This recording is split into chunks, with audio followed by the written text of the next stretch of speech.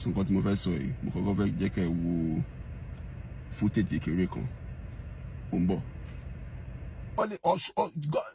Governor Adeleke, this is getting too much and it's getting out of hand. Ẹ ṣe máa pè bìkan ní tourist center, tẹ wá máa pè bẹ̀ ní ojúbọ. Báwo lẹ ṣe máa mix nǹkan méjì together? Ẹ pè nǹkan ní tourist center. At the same time, wọ́n tún wá sọ pé wọ́n ń bọ òòṣà, àwọn kan ló níbẹ̀ tó, ìyẹn tún wá sí pé àwọn kan wà tó gbọdọ̀ débẹ̀. So èmi á fẹ́ wọ sílé síbẹ̀ ń sìn, máa sanwó, máa bá nǹkan báyẹn níbẹ̀ tó mú ẹ̀jẹ̀, èmi náà dẹ̀ ní máa sọ tẹ́lẹ̀ sí wípé o lè mẹ̀jẹ̀ mi, o lè mú ẹ̀jẹ̀ mi. Màá wá sọ tẹ́lẹ̀ sí ẹni wá ní mo lọ sí òrìṣà.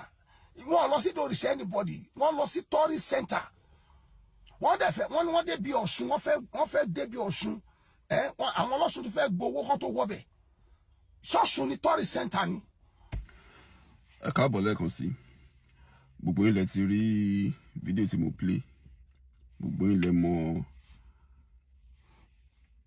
alákọ̀rí ọkùnrin tó pè rẹ̀ ní wòlíì àṣírí òní.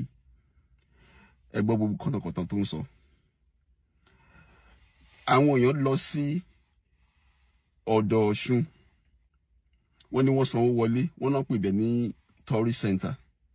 Wọ́n lọ síbẹ̀, nǹkan tí àwọn èèyàn hold sacred, nǹkan tí àwa ọmọ Yorùbá ta hold sacred, ta revere, nǹkan tá ń bọ. Symbolism ní òkúta yẹn o, kò ń ṣe òkúta yẹn gangan là ń bọ, it's just a symbol. Tó bá mọ̀, tó bá ní ọpọlọ, ó wá sọ pé tourist center lásán ni, wọn validate ní òfin, wọn ṣe gbá wọn ṣàwo.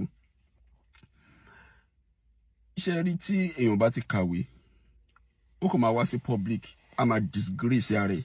Kò jẹ́ tó kí n ṣàrẹ̀ nìkan ló tún disgrace. Ó disgrace àwọn ọmọ tó bí.